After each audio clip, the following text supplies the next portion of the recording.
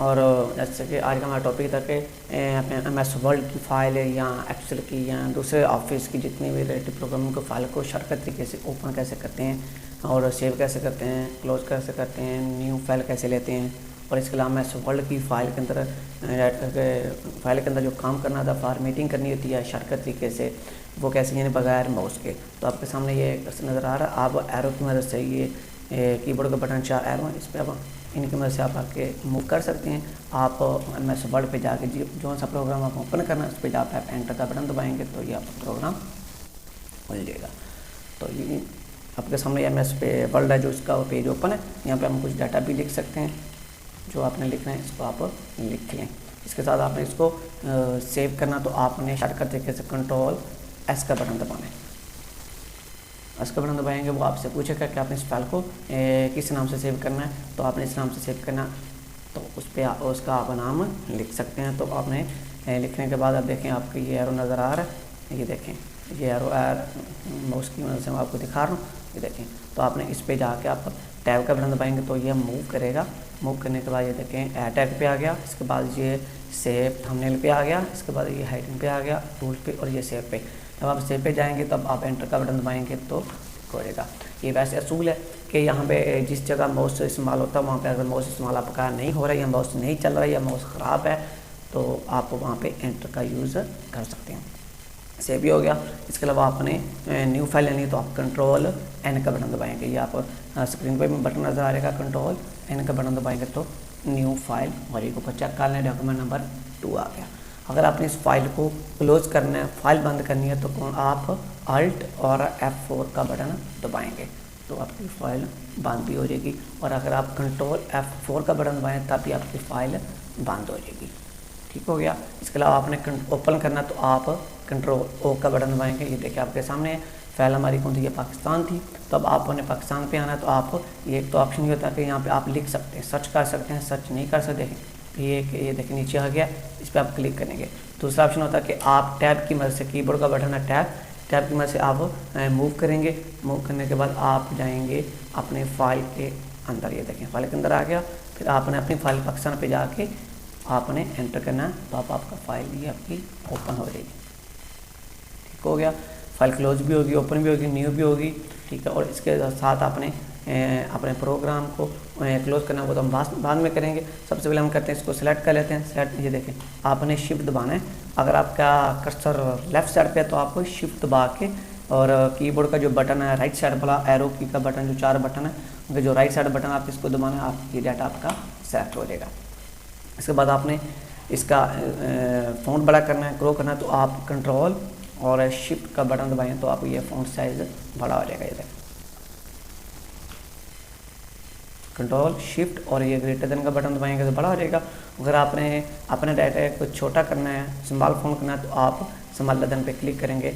ये space bar के ऊपर 2 बटन आ रहे हैं, ग्रेटर देन और स्मॉल देन, इस पर आप क्लिक करेंगे।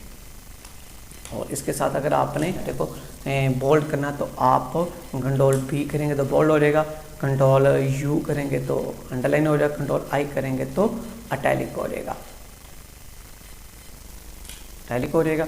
और इसके साथ अगर आप अपने डाटा को सब्सक्रिप्ट करना चाहते हैं तो आप इसको सब्सक्रिप्ट कर सकते हैं। और अगर आपने इसको सुपर करना है तो आप Ctrl+ का बटन दबाएंगे तो ये देखिए सुपर हो जाएगा, और दोबारा इस पर क्लिक करेंगे तो वापस आ जाएगा।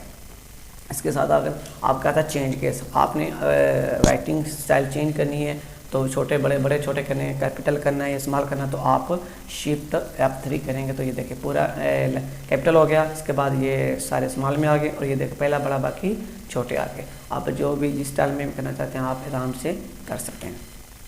इसके साथ अगर आपने कलर करना तो आप देखिए Alt का बटन दबा के रखें। आप Alt का बटन दबाएंगे तो वो आपको बाकायदा पूछ रहा है कि आपने किस पे जाना, आपने H का बटन दबा दिया।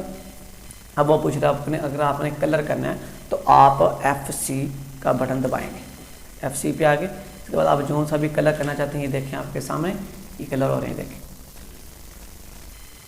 येलो है, ग्रीन है, ये आपका आ गया रेड। आप इस पे जाके एंटर कर दें। इसके बाद अगर आपने अपने डाटा को स्टाइल देना है, डिज़ाइन देनी है, कोई और तरह का स्टाइल राइटिंग स्टाइल देना है तो आप फिर Alt का बटन दबाए और छोड़ दें। और उसमें देखें होम पे जाके फिर आप कह रहा है कि H का बटन दबाएं, इसके बाद आप उसे कह रहा है कि आप डबल F का बटन दबाएं। इसके अंदर आगे आप देखिए, इसके अंदर जो भी स्टाइल आपको अच्छा लगता है, जो भी स्टाइल आपने करना है उस पर आप क्लिक करें तो आपका ये बटन, ये देखें पाकिस्तान का स्टाइल चेंज हो जाएगा।